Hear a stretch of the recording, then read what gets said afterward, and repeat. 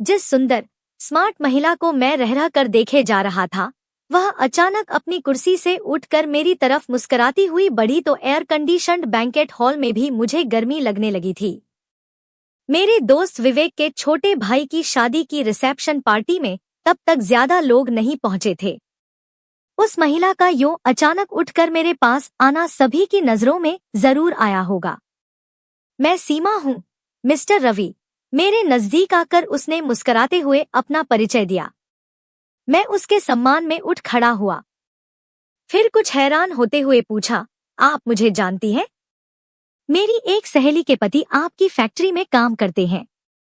उन्होंने ही एक बार क्लब में आपके बारे में बताया था। आप बैठिए प्लीज।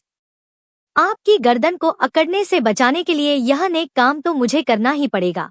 उसने शिकायती नजरों से मेरी तरफ देखा पर साथ ही बड़े दिलकश अंदाज में मुस्कुराई भी।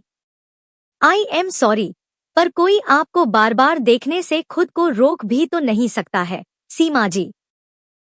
मुझे नहीं लगता कि आज रात आपसे ज्यादा सुंदर कोई महिला इस पार्टी में आएगी। उसकी मुस्कुराने की अदा ही कुछ ऐसी थी कि उसने मुझे उसकी तारीफ करने का हौसला दे दिया। कुछ सेकंड की मुलाकात के बाद ही ऐसी झूठी तारीफ। बहुत कुशल शिकारी जान पड़ते हो, रवि साहब। उसका तिरछी नजर से देखना मेरे दिल की धड़कनें बढ़ा गया। नहीं, मैंने तो आज तक किसी चिड़िया का भी शिकार नहीं किया है। वह हंसते हुए बोली, इतने भोले लगते तो नहीं हो। क्या आपकी शादी हो गई है? हाँ, कुछ महीने पहले ही हुई है और तुम्हारे पूछने से पहले ही बता देता हूँ कि मैं अपनी शादी से पूरी तरह संतुष्ट व खुश हूँ। रियली? Yes, really.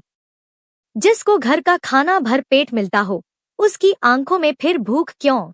उसने मेरी आंखों में गहराई से झांकते हुए पूछा। कभी कभी दूसरे की थाली में रखा खाना ज्यादा स्वादिष्ट प्रतीत हो तो इंसान की लार टपक सकती है, मैंने भी बिना शर्माए कहा। इंसान को खराब आदतें नहीं डालनी चाहिए। कल को अपने घर का खाना अच्छा लगना बंद हो गया तो बहुत परेशानी में फंस जाओगे, रवि साहब। बंदा संतुलन बनाकर चलेगा, तुम फिक्र मत करो। बोलो, इजाजत है। किस बात की? उसने माथे पर बल डाल लिए। सामने आई थाली में सजे स्वादिष्ट भोजन को जी भर कर देखने की, मुंह में पानी लाने वाली महक का आनंद लेने की। जिस हिसाब से तुम्हारा लालच बढ़ रहा है, उस हिसाब से तो तुम जल्द ही खाना चखने की जिद जरूर करने लगोगे। उसने पहले अजीब सा मुंह बनाया और फिर खिलखिलाकर हंस पड़ी। क्या तुम वैसा करने की इजाजत नहीं दोगी? उसकी देखादेखी मैं भी उसके साथ खुलकर फ्लर्ट करने लगा। दे सकती हूँ, पर वह ठोड़ी पर उंगली रखकर सोचने का अभिनय करने लगी। पर क्या? चिड़िया को जाल में फंसाने का तुम्हारा स्टाइल मुझे जंच नहीं रहा है। मन पर भूख बहुत ज्यादा हावी हो जाए तो इंसान बढ़िया भोजन का भी मजा नहीं ले पाता है। तो मुझे सिखाओ न कि लजीज भोजन का आनंद कैसे लिया जाता है। मैंने अपनी आवाज को नशीला बनाने के साथ साथ अपना हाथ भी उसके हाथ पर रख दिया। मेरे स्टूडेंट बनोगे? उसकी आंखों में शरारत भरी चमक उभरी। बड़ी खुशी से, टीचर। तो पहले एक छोटा सा इम्तिहान दो, जनाब। इसी वक्त कुछ ऐसा करो जो मेरे दिल को गुदगुदा जाए। आप बहुत आकर्षक और सेक्सी हैं। मैंने अपनी आवाज को रोमांटिक बनाकर उसकी तारीफ की। कुछ कहना नहीं, बल्कि कुछ करना है, बुद्धू। तुम्हें चूम लूं? मैंने शरारती अंदाज में पूछा। मुझे बदनाम कराओगे? मेरा तमाशा बनाओगे? वह नाराज हो उठी। नहीं, सॉरी। जल्दी से कुछ सोचो, नहीं तो फेल कर दूंगी, वह बड़ी अदा से बोली। उसके दिल को गुदगुदाने के लिए मुझे एक ही काम सूझा। मैंने अपना पेन जेब से निकालकर गिरा दिया और फिर उसे उठाने के बहाने झुककर उसका हाथ चूम लिया। मैं पास हुआ या फेल, टीचर? सीधा होने के बाद जब मैंने उसकी आंखों में आंखें डालकर पूछा तो शर्म से उसके गोरे गाल गुलाबी हो उठे। पास। और अब बोलो क्या इनाम चाहिए? उसने शोखदा से पूछा। अब इसी वक्त तुम कुछ ऐसा करो जिससे मेरा दिल गुदगुदा जाए। मेरे लिए यह कोई मुश्किल काम नहीं है। क्या? वह मेरा हाथ थाम डांस फ्लोर की तरफ चल पड़ी। उस रूपसी के साथ चलते हुए मेरा मन खुश हो गया। उधर लोग हमें हैरानी भरी नजरों से देख रहे थे। डांस फ्लोर पर कुछ युवक और बच्चे डीजे के तेज संगीत पर नाच रहे थे। सीमा ने बेहिचक डांस करना शुरू कर दिया। मेरा ध्यान नाचने में कम और उसे नाचते हुए देखने में ज्यादा था। क्या मस्त होकर नाच रही थी। ऐसा लग रहा था मानो उसके अंगंग में बिजली भर गई हो। आंखें यूं अधखुली सी थी, मानो कोई सुंदर सपना देखते हुए किसी और दुनिया में पहुंच गई हूं। करीब आधा घंटा नाचने के बाद हम वापस अपनी जगह आ बैठे। मैं खुद जाकर 2 कोल्ड ड्रिंक ले आया। थैंक यू रवि, पर मेरा दिल कुछ और पीने को कह रहा है। उसने मुस्कुराते हुए कोल्ड ड्रिंक लेने से इनकार कर दिया। फिर क्या लोगी? ताजा ठंडी हवा की मिठास के बारे में क्या ख्याल है? बड़ा नेक ख्याल है। मैंने कुछ दिन पहले ही घर में नया एसी लगवाया है। वहीं चलें? बच्चे, इस टीचर की एक सीख तो इसी वक्त गांठ बांध लो। जिसका दिल जीतना चाहते हो उसके पहले अच्छे दोस्त बनो। उसके शौक, उसकी इच्छाओं व खुशियों को जानो और उन्हें पूरा कराने में दिल से दिलचस्पी लो। अपने फायदे व मन की इच्छा पूर्ति के लिए किसी करीबी इंसान का वस्तु की तरह से उपयोग करना गलत भी है और मूर्खतापूर्ण भी। सीमा ने सख्त लहजे में मुझे समझाया तो मैंने अपना चेहरा लटकाने का बड़ा शानदार अभिनय किया। अब नौटंकी मत करो। वह एकदम हंस पड़ी और फिर मेरा हाथ पकड़कर उठती हुई बोली, तुम्हारी कार में ठंडी हवा का आनंद लेने हम कहीं घूमने चलते हैं। वाह, तुम्हें कैसे पता चला कि मुझे लॉन्ग ड्राइव पर जाना बहुत पसंद है? मैंने बहुत खुश होकर पूछा। अरे, मुझे तो दूल्हा दुल्हन को सगुन भी देना है। तुम यहीं रुको, मैं अभी आया। कहकर मैं स्टेज की तरफ चलने को हुआ तो उसने मेरा बाजू थामकर मुझे रोक लिया। बोली, अभी चलो, खाना खाने को तो लौटना ही है। सगुन तब दे देना। और फिर मुझे खींचती सी दरवाजे की तरफ ले चली।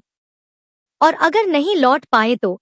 मैंने उसके हाथ को अर्थपूर्ण अंदाज में कसकर दबाते हुए पूछा तो वह शर्मा उठी। कुछ देर बाद मेरी कार हाईवे पर दौड़ रही थी। सीमा ने मुझे एसी नहीं चलाने दिया।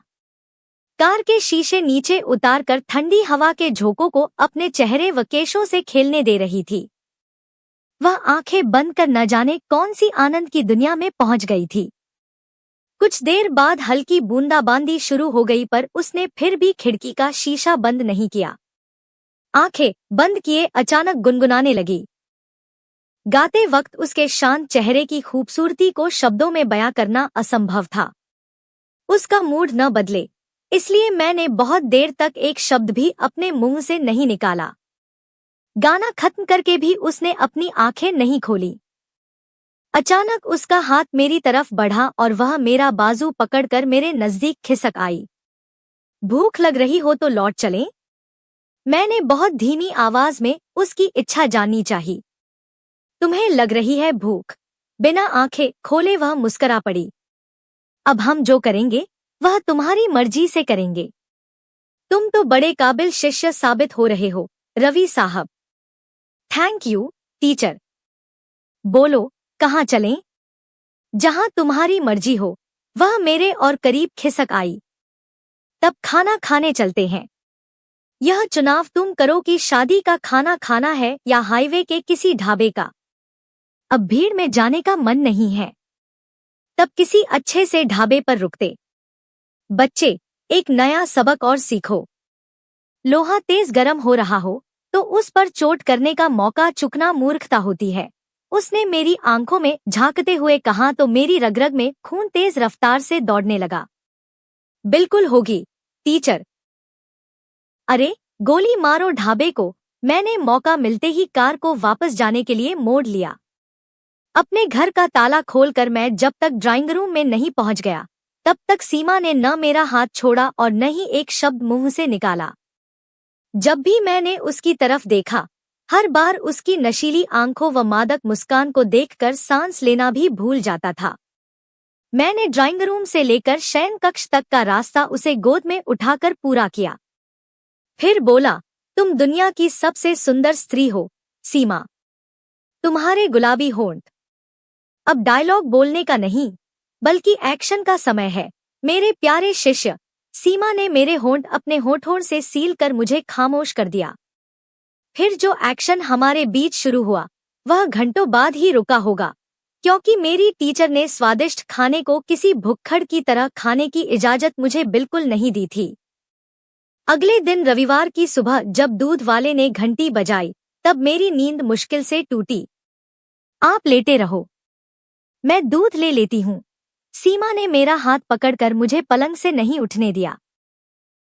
नहीं, तुम यहाँ से हिलना भी मत, टीचर, क्योंकि यह शिष्य कल रात के सबक को एक बार फिर से दोहराना चाहता है।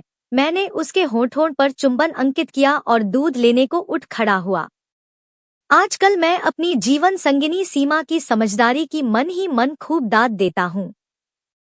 मैं फैक्ट्री के कामों में बहुत व्यस्त रहता हूँ और वह अपनी जॉब की जिम्मेदारियां निभाने में।